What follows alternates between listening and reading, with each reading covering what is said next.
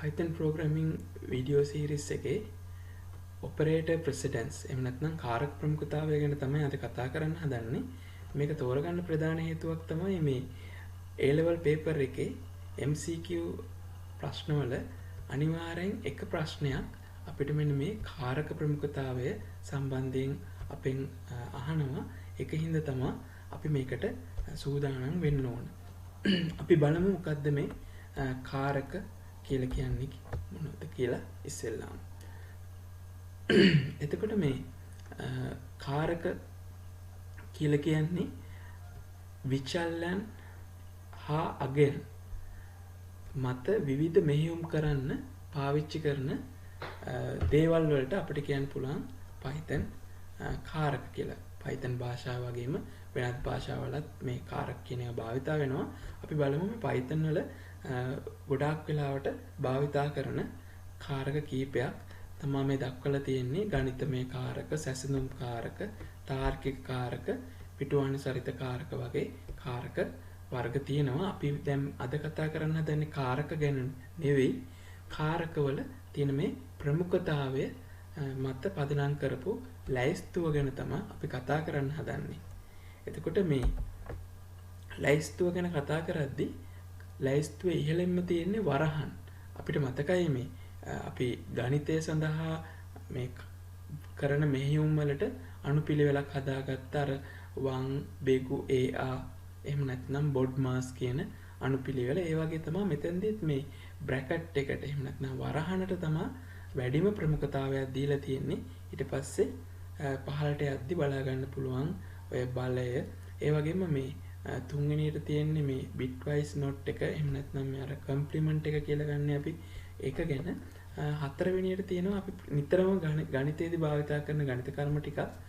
ඔයාලා දන්නවා මේ ಗುಣ කිරීම බෙදීම කියන දෙක නම් දන්නවා. මේ තියෙන හතරෙන් මට්ටමේ තියෙන කාරක වර්ග දෙක ಗುಣ කිරීම සහ බෙදීම. ඊට අමතරව මේ ස්ලෑෂ් දෙකක් පාවිච්චි කරන එක අපි ඒකට කියනවා ෆ්ලෝ ඩිවිෂන් කියලා. ඒකෙන් වෙන්නේ සංඛ්‍යාවක් තවත් සංඛ්‍යාවකින් බෙදලා උත්තරේ අපිට පූර්ණ සංඛ්‍යාවක් හැටියට ලබා දෙනවා. එතකොට මොඩියුලෝ කියන එක තමයි මේ ප්‍රතිශත ලක්ෂයෙන් දක්වන්නේ. ඒකෙන් වෙන්නේ සංඛ්‍යාවක් තවත් සංඛ්‍යාවකින් බෙදලා අපිට පිළිතුර හැටියට ලබා දෙන්නේ ශේෂය. ඊට පස්සේ අපිට පස්වෙනි මට්ටමේ එකතු කිරීම අඩු කිරීම බලා ගන්න පුළුවන්. පහළට යද්දි මේ bitwise operation එහෙම නැත්නම් මේ පිටුවනුසරිත මෙහෙයුම් වර්ග වලට අදාළ මට්ටම් කීප බලා ගන්න පුළුවන්. ඊට පස්සේ අපිට බලා ගන්න පුළුවන් මේ සැසඳුම් කාරක අවසානයේදී අපිට තාර්කික මෙහෙයුම් ටිකක් අවසානටම දක්වලා තියෙනවා. එතකොට ඊළම ප්‍රමුඛතාවය තියෙන්නේ මේකේ බ්‍රැකට් වලට පහළම ප්‍රමුඛතාවය මේ තාර්කික මෙහෙයුම් වලට ලබා දීලා තියෙනවා. අපි පොඩි උදාහරණයක් බලමු. මේකෙදි මේ අපි භාවිතා කරන සාමාන්‍ය ගණිත කාරක ටිකක් තමයි තියෙන්නේ. එකතු කිරීම තියෙනවා, බෙදීම තියෙනවා, අඩු කිරීම තියෙනවා. අපි අර ලැයිස්තුව ආයේ පොඩ්ඩක් බලලා තිබුණු බැලුවොත් ඒක පේනවා මේ බෙදීම කියන එක එකතු කිරීම සහ අඩු කිරීම කියන ඒවාට වඩා ඉහළින් තියෙන්නේ. බෙදීම තියෙන්නේ හතරවෙනි මට්ටමේ, පස්වෙනි මට්ටමේ තමයි එකතු කිරීම අඩු කිරීම තියෙන්නේ.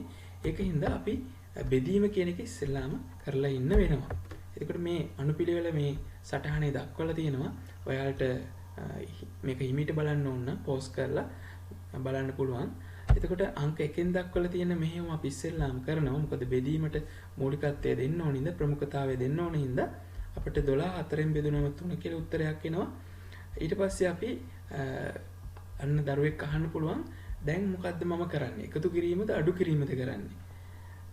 මුලින් කරන්නේ එකතු කිරීමද අඩු කිරීමද කියලා. අන්න එතෙන්දී අපිට පිළිතුරක් තියෙනවා මේ අපි මේ වගේ එකම මට්ටමේ මෙහෙයුම් දෙකක් කරන්න වෙන අවස්ථාවක අපිට කරන්න පුළුවන් දේ තමයි අපි වමේ සිට දකුණට ප්‍රමුඛතාවය ගෙන කරනවා. එතෙන්දී වම් පසින් තියෙන එකතු කිරීම හින්දා අපි එකතු කිරීම මුලින් කරලා ඊට පස්සේ අඩු කිරීම කරනවා. එතෙන්දී 34ට 3ක් එකතු කරාම 37 ලැබෙනවා. 37න් අපි අඩු කරන්න යනවා 45. එතකොට අපිට ඍණ උත්තරයක් තමයි ලැබෙන්නේ. ඍණ 8 පිළිතුර හැටියට ලැබෙනවා.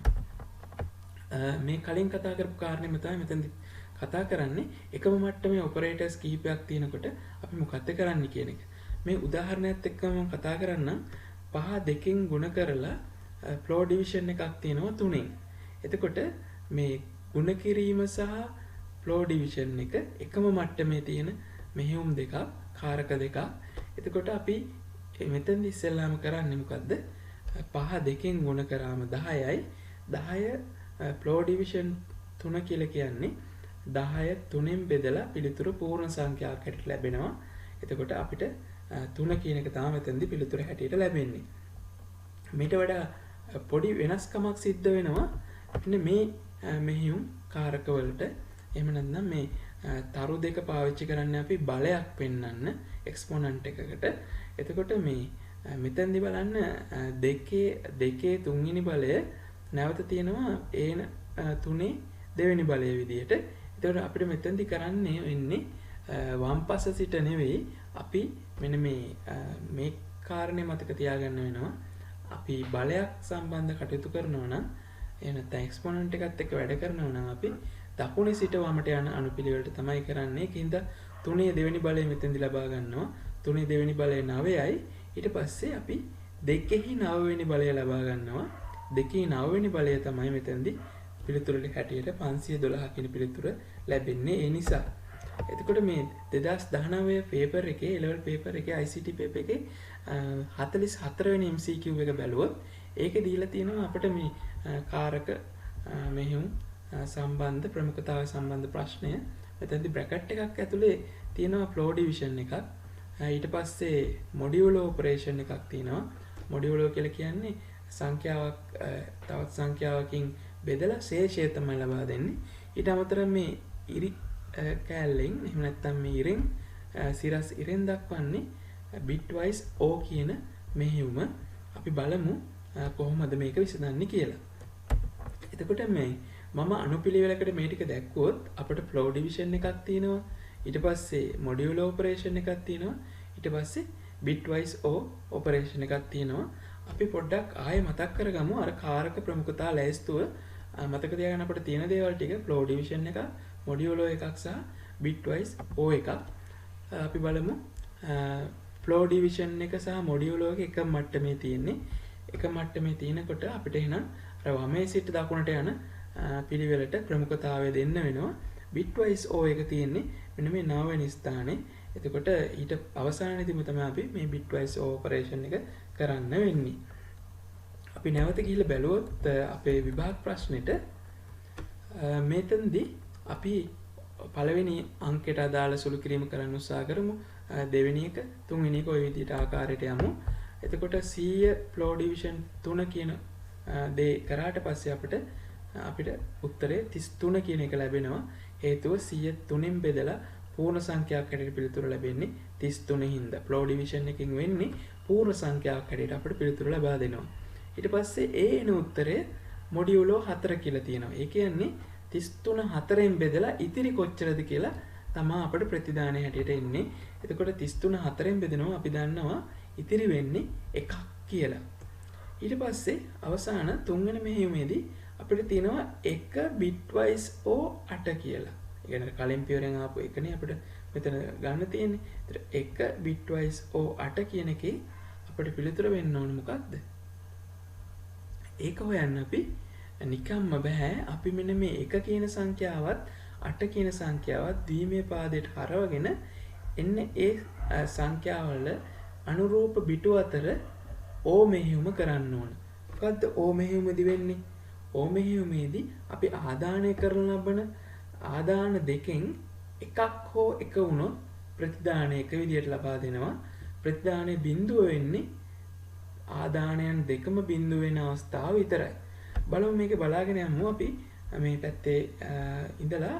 එතකොට අපිට පේනවා 1 O බිඳුව උත්තරේ 1 බිඳුව O බිඳුව බිඳුව බිඳුව O බිඳුව බිඳුව බිඳුව O 1 1. එතකොට මේ ලැබෙන දීමේ සංඛ්‍යාව නැවත දශමය සංඛ්‍යාවකට පරිවර්තනය කරාම අපට ලැබෙනවා 9 කියන උත්තරය. එතකොට මේ අපිට මේ ආපු ප්‍රශ්නේ උත්තරය 44 වෙනි ප්‍රශ්න උත්තරේ 9 හැටියට හරි පිළිතුර 9 හැටියට ලබා ගන්න පුළුවන්. එතකොට මේ කතා කරපු ප්‍රශ්නෙට අමතරව තවත් ප්‍රශ්න විශාල සංඛ්‍යාවක් ඔයාලගේ පාස් පේපර්ස් වල තියෙනවා ඒවත් අරගෙන කරන්න. එතකොට මේ වීඩියෝ එකට ඔයාලා කැමති වුණා නම් යාළුවන් අතර බෙදා ගන්න, මේක ෂෙයා කරන්න. ඊට අමතරව ඔයාලා තාමත් සමන්ත ගුරුගේ කියන YouTube channel එක subscribe කරේ නැත්නම් subscribe කරන්න. අපි ආයෙත් ඊළඟ වීඩියෝ එකෙන් හමු වෙමු.